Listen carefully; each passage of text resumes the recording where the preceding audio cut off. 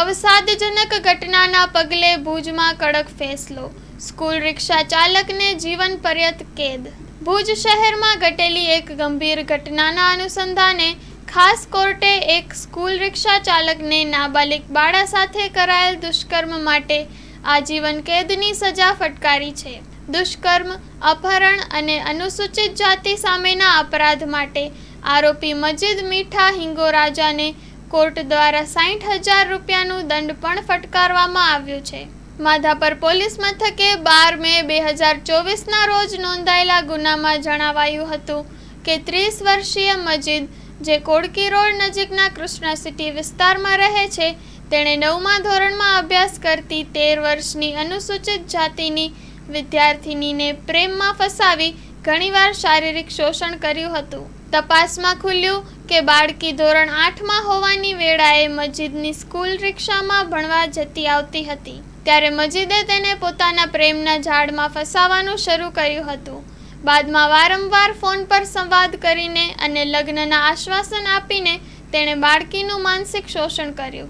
એક પ્રસંગે બાળકીને રાત્રે રિક્ષામાં બેસાડીને અપહરણ કરી માંડવી બીચ લઈ જવામાં આવી હતી, જ્યાં ફરી દુષ્કર્મ આચરવામાં આવ્યું।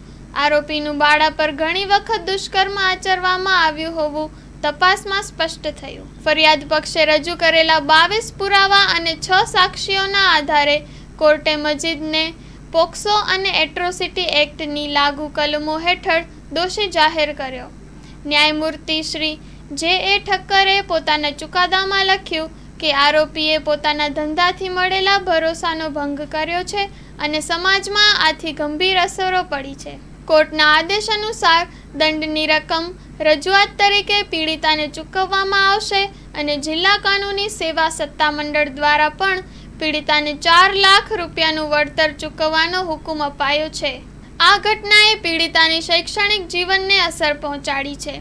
તેનાથી વધુ આ ઘટના અન્ય વાલીઓ માટે પણ ચિંતાજનક બની છે, કારણ કે આવા બનાવો બાળકીઓની સુરક્ષાને લઈને વધુ સાવચેત રહેવા મજબૂર કરે છે।